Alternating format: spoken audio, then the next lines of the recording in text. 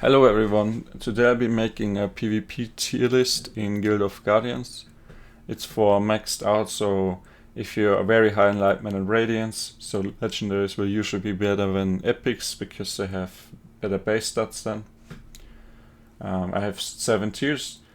The higher the tier, the better it is, and the further on the left, the better the Guardian is. So without further ado, let's hop right into it. We have the best Guardian in the game. Who could it be? I think it might be Alexander. Why is Alexander on top? He has amazing CC abilities. They also do decent damage. They are on low cooldown, especially the black hole. So you can CC enemies quite a lot while also damaging them.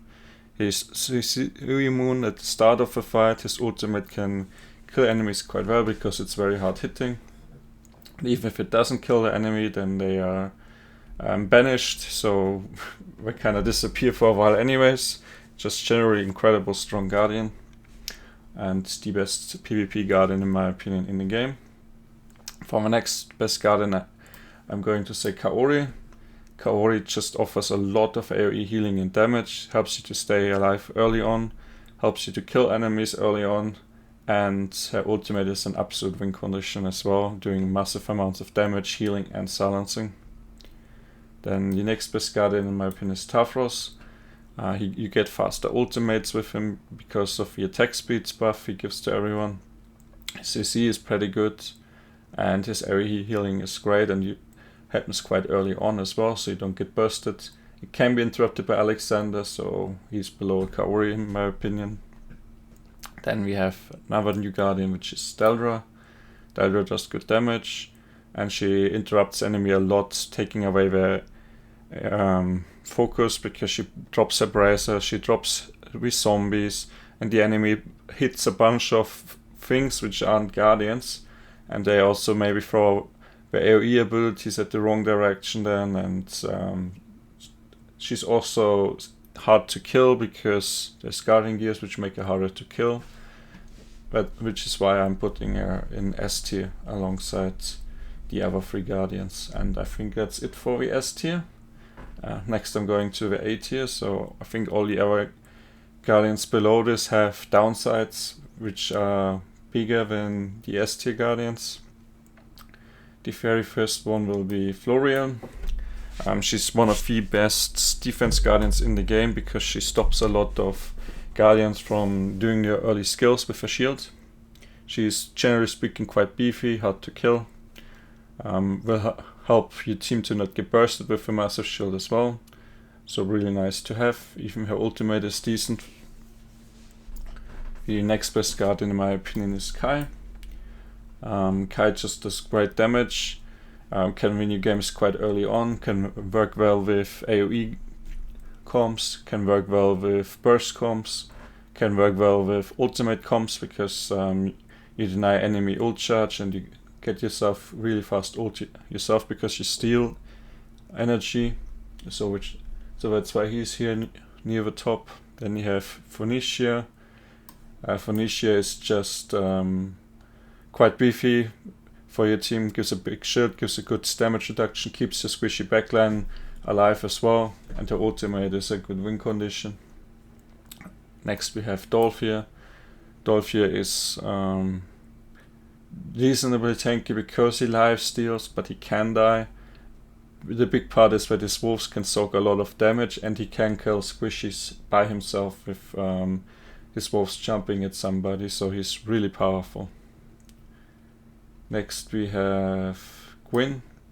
Gwyn is just really powerful, especially legendary one. Her pull-in is the best CC in the game, and then you can CC enemies afterwards with Guardian gear, and then they have 0 healing, so you can kill them easily. Her ult does massive amounts of damage as well. Really good Guardian. I would say the next best Guardian is actually Oxalos. He's very RNG, but if you get a blue Oxalos, you just get the ultimate faster than anyone else, and you will just win the game basically without contest because you ult so early on and just wipe the enemy completely with your ultimate. It's really powerful Guardian. the damage share with the enemy is really hard to deal with as well. You can kill a lot of Guardians with reflect damage. His AoE debuff is kind of useful too. Then we have Salve. Salve is mostly PvP only Guardian. When he's dead, he will continue to do damage, and you can build him full glass cannon. You can also displace Guardians because of the swaps, so you can get Guardians out of a niche field, for example, and can quickly take down one Guardian, and then he will keep killing Guardians even when he's dead.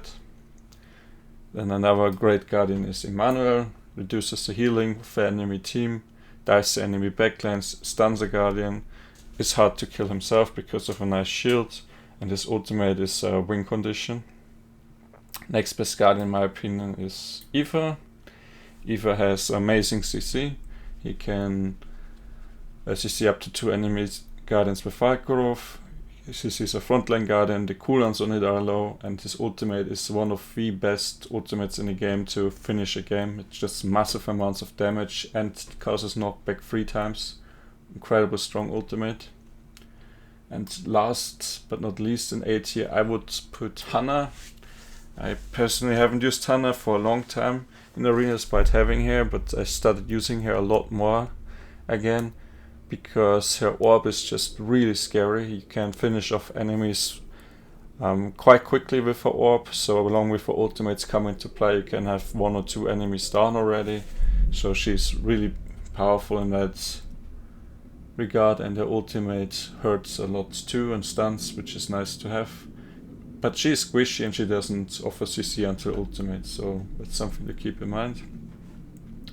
Now for B tier we have our next healer, which is Orso. Orso has great amounts of healing.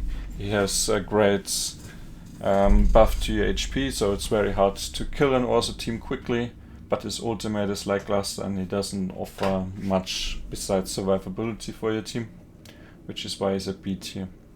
The next Guardian is, in my opinion, Liska. Liska is much better on attack than on defense. On defense, enemies can play around it a lot better with positioning Guardians shoot sets which are very tanky or not have melees run at her to get knocked back. She does have very high early damage though, and she has one of the best ultimates in the game as well. Then the next Guardian is Freya.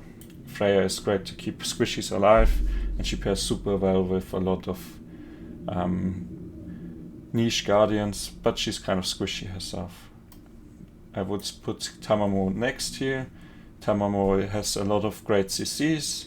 Her ultimate is quite strong as well, and she doesn't have the highest damage, but she has okay damage, and she stops CC as well. It's also a Guardian which can clutch out some games when you're down at lower numbers. Then we have a very rare Guardian with only 4 copies existing in the entire game, which is Mio. This might be controversial, but I think Mio is actually quite powerful. I faced a lot of players with Mio, and I thought it's quite strong. His ultimate isn't too powerful, but he has AoE damage, AoE stun, AoE healing, and he's quite tanky as well, so it's hard to burst him down. So I personally put Mio in B tier. Then we have JD, the next legendary healer. She's quite tanky and she can CC enemies quite well.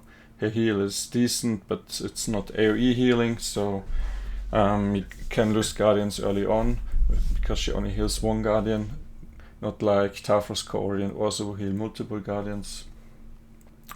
Then we have T-Rock. T-Rock just gives your team faster ultimate. His ultimate is quite decent as well, draining energy, doing good damage. Next we have Juno. Juno jumps into the enemy backline, disrupts their formation, knocks somebody into the middle usually, and she will also do a lot of damage. She is squishy, but a lot of people pair up with Freya, and that's really scary to deal with. Then we have Kuro. Kuro is hard to kill, has a nice healing, and his ultimate can be really powerful, so enemies can just die to ultimate reflect. His taunt skills can also be kind of nice against certain assassins which dove into your backline and then get taunted back to the front. Then a guardian I think is underrated is Loro.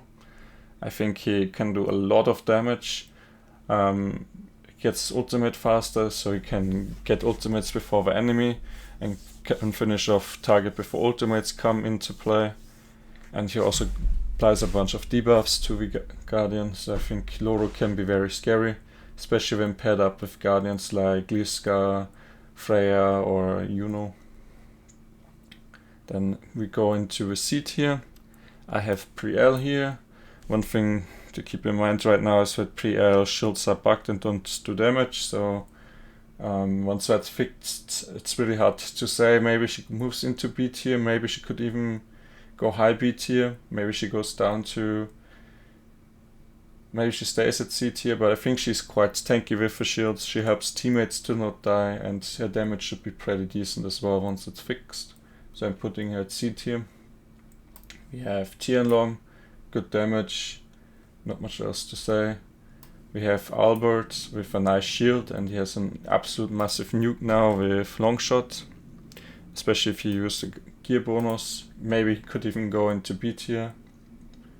Then we have Karkuk, hard to kill due to his immunity, and his ultimate can really hurt and just kill multiple guardians if multiple guardians are stacked on top of him. We have Mira, which is well, a mixed bag. Depending on your itemization, the enemy itemization can be absolute awesome and kind of solo win your games, or she can just kind of do nothing. So if you can't make her gear work, then skip her.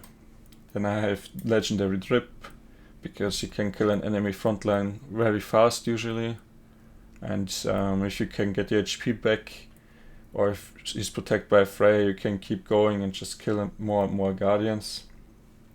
Then we have Adela. Adela has incredible defense, really hard to kill, very sticky to have, but she doesn't impact the fight as much as a lot of other guardians do. She's basically just there to survive, and usually everyone around her dies, and then she dies last, so that's the downside with her. Then we have Abbas. Abbas has incredible ultimate, which she can cast faster than anyone else, because you can use guardian gear for it, and you can just outright one-shot the melee with it, so that's scary. We have Atticus, kind of RNG with the knockbacks and woo your target, but if you get lucky you can definitely win games. I have lost games to Atticus RNG before, so something to keep in mind. Then we go into D tier. We have Vargos here. Vargos has only single target healing early on. His CC is okay, but not too insane. And his ultimate isn't immediate effect. You cast ultimate and then you need to cast your abilities to get more effect, which is why I put him at D tier. We have our first epic, which is Morax. Jumps into the enemy team, CCs them, delays their ultimates, is kind of tanky and it's annoying. Next guardian we have Aurora. She banishes one enemy guardian. She got the slight buff, but she's still not doing that much damage. Then you have Leah, a bit of healing, bit of shielding, not more to say. Syndos mostly for the disarm and silence, and in certain combos he can work very well, but in other combos he kind of does not much or nothing, so that's why I put him in D tier. Then you have another epic, which is Corvus. He has one of the best CCs in the game, which is Dark Vortex. Dark Vortex will pull everyone closer and CC them all the time, interrupt the auto attacks, delay ultimates. Really powerful, but you need him to survive for that ability. Then we have Yusta. Yusta has one of the highest damage in the game, but it's a melee assassin with awful survivability, which can't get into backline until ultimates. So yeah, that's why he's in D tier. Then we have Bronwyn. She has a great guardian gear for big shield, and she's good against single target burst, but she doesn't do much damage herself, which is why I put her in D tier. You have Theodore, just does damage, nothing else. Rufus, you get a bit faster ultimate with attack speed buff, but it's a lot worse than Tafros buff. So then we have Cyrus. Cyrus is just a meat shield, nothing else. Okay. We have Elohead with a nice guardian gear to heal your team a lot. We have Flix, which also just does a lot of healing for your team and nothing else. We have Stratos as another meat shield. We have Reborn because his AoE fear is kind of decent, but he's kind of squishy and not that great. We have Helia, she's a bit tanky for a mage, but she doesn't impact the fight too much until ultimate, and then you want to hit multiple people. There are certain combos which are really powerful with Gwyn Helia, for example, but you gotta get to ultimate first. For it is a bit of RNG, what kind of buffs you get and on who you cast them, but you can also buff your carry some more, and you can do crazy amounts of damage on your carry, like a Hana or a Drip can go on a rampage. We have Griselle, has some 2cc abilities, and her moving into the backline can screw with enemy positioning. We have Darista, her damage isn't as high, but she has one of the best epic damages in the game. If you can combo her with guardians like Gwyn, you can still do decent damage and kill enemies that way. We have Aloria with her horn to get faster ultimates for your team. That's basically the only reason to exist. We have Toro, who has also decent CC ability. And we have Takati, which is good against physical damage because of high mitigation, but basically also just a meat shield like Cyrus, but it doesn't work against magic damage. The other legendaries I would just not recommend anyone to play in Arena, they're bad. And the other epics and rares are the same thing, I wouldn't play any of these. Thank you for watching and have a nice day.